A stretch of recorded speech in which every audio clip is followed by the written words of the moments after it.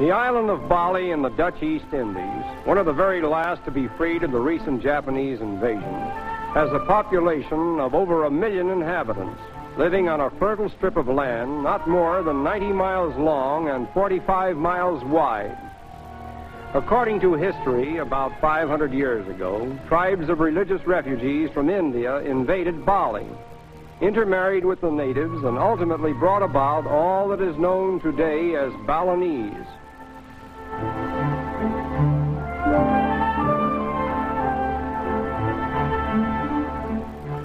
The chief occupation of the people is in cultivating the rice paddies, for which this island paradise is famous. When the rice is ready to harvest, the whole village joins in the reaping, each person being entitled to 1/3 of the amount he gathers.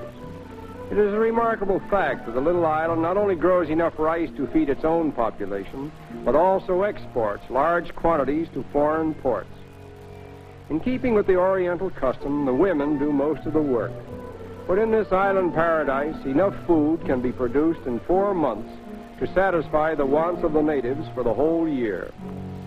The women of Bali are noted for their erect carriage and splendid poise. From early childhood, they carry heavy loads upon their heads, developing strong and upright figures. The native homes are usually built in compounds, which include several families. An interesting feature of these compounds is the fact that domestic controversies are dealt with at special meetings, always held at midnight in moonlight. The favorite food of the Balinese is suckling pig, cooked with spices and eaten with hot sauces. These strange-looking hogs are typically Balinese. They are fed upon banana leaves, coconuts, rice, and all the other foods that nature so bountifully bestows upon them. The marketplaces of Bali are particularly picturesque. Women assemble here to do their shopping with money that ranges in value as low as 1/12 of an American cent, and all the necessities that the average household does not produce may be purchased here at bargain prices. Every village has its temple, erected by the people of the community, and in association with the temple is the gamelan, or Balinese orchestra. Although the Balinese call themselves Hindus, there appears to be little in the practice of their religion that reveals the harsher features of Hinduism as exemplified in India. In fact, many Orthodox Hindus regard the Balinese as outcasts.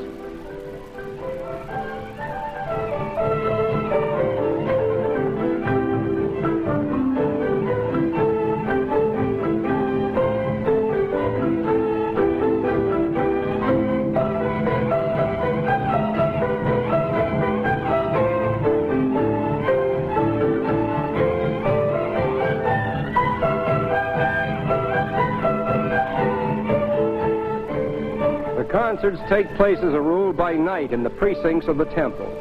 There is no music to read, for none is written, and sometimes the moon alone suffices to illuminate the scene. The music is learned by ear and handed down from generation to generation. The orchestras are composed of local men who, regardless of position or caste, are brought together by their innate love of music and dancing.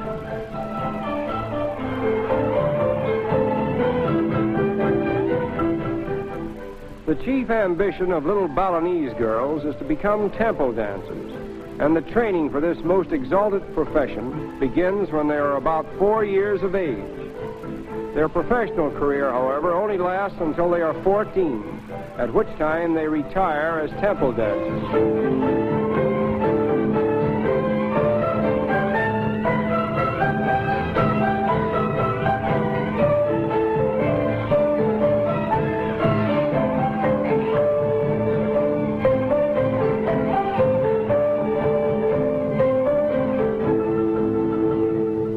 Foremost among the dances of Bali is one called the kachak, and it never fails to attract the entire population of the village in which it is performed.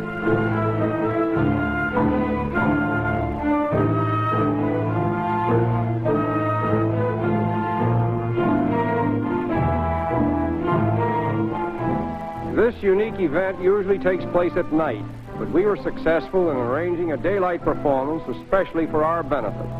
We were also fortunate in being able to record the original sound, for the first time in motion pictures.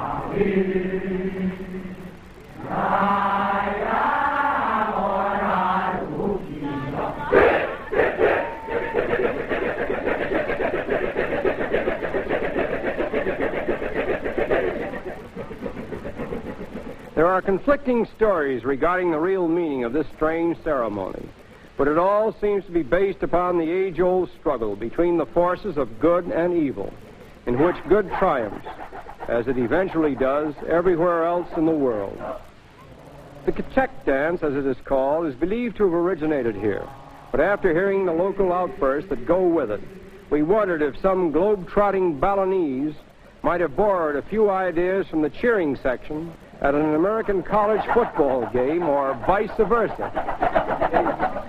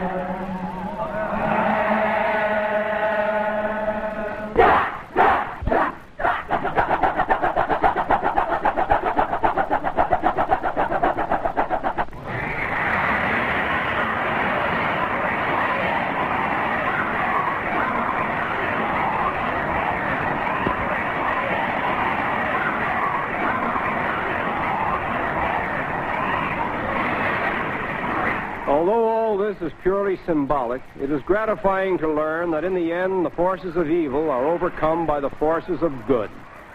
And so goes the everlasting battle between the powers of light and darkness in the island paradise called Bali.